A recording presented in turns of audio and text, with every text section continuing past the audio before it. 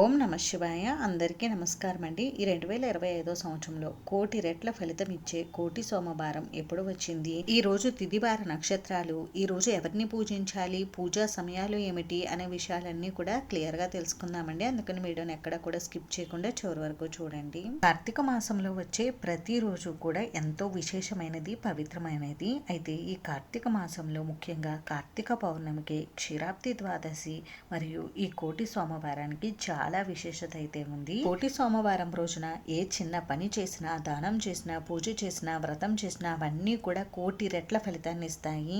ఈ రోజు ఒక్క దీపారాధన చేస్తే కోటి దీపాలు వెలిగించినంత ఫలితం అయితే మనకి దక్కుతుంది. శాస్త్ర ప్రకారం ఏ కార్తీక సోమవారం రోజు అయితే శ్రవణ నక్షత్రం ఉంటుందో ఆ సోమవారాన్ని కోటి సోమవారంగా పిలుస్తారు. కానీ అలా శ్రవణ నక్షత్రంతో కూడుకున్నటువంటి కార్తీక సోమవారం అరుదుగా వస్తుంది కాబట్టి అందుకని కార్తీక మాసంలో ఏ తిథి రోజు, ఏ రోజు అయితే శ్రవణ నక్షత్రం ఉంటుందో ఆ రోజు కోటి సోమవారంగా జరుపుకోవాలని చెప్తారు. అసలు కార్తీక మాసంలో వచ్చే ఈ కోటి సోమవారానికి ఎందుకు అంత ప్రత్యేకత ఉంది అని అంటే, కార్తీక మాసం అంటే శివకేశవులకి భేదం లేదని చూపించే మాసం. శ్రవణ నక్షత్రం విష్ణుమూర్తి యొక్క జన్మ నక్షత్రం, అలాగే కార్తీక సోమవారం పరమేశ్వరుడికి ప్రీతికరమైన రోజు.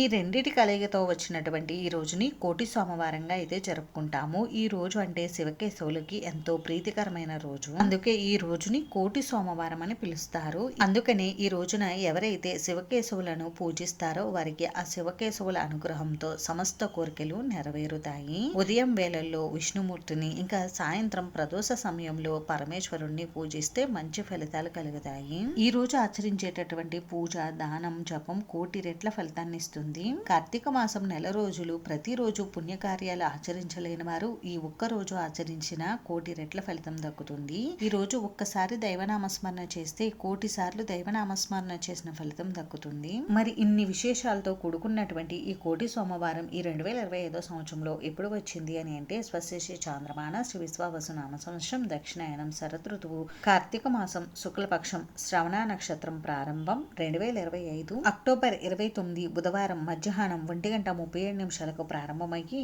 2025 అక్టోబర్ 30 గురువారం మధ్యాహ్నం 2:20 వరకు శ్రవణ నక్షత్రం ఉంటుంది. సూర్యోదయ సమయంలో శ్రవణ నక్షత్రం 2025 అక్టోబర్ 30 గురువారం రోజు ఉంది. కాబట్టి ఈ రోజే మనం కోటి సోమవారాన్ని అయితే జరుపుకోవాలి. అయితే మనకి ఈ రోజు సాయంత్రం ప్రదోష సమయంలో శ్రవణ నక్షత్రం లేదండి. శివుడికి సాయంత్రం వేళల్లో పూజ నిర్వహించుకోవాలి ప్రదోష సమయంలో అనుకున్న వారు 29 బుధవారం సాయంత్రం మీరు ప్రదోష కాలంలో పరమేశ్వరుణ్ణి పూజించుకోవచ్చు. ఈ రోజు ఉదయం సమయంలో విష్ణుమూర్తికి పూజ నిర్వహించుకోవడానికి శుభ సమయం వచ్చేసి తెల్లవారుజామున 5:24 నుండి ఉదయం 6:35 లోపు పూజ చేసుకోవచ్చు. ఒకవేళ మీకు ఈ సమయంలో కుదరకపోతే ఉదయం 7:59 నుండి 9:21 లోపు పూజ నిర్వహించుకోండి.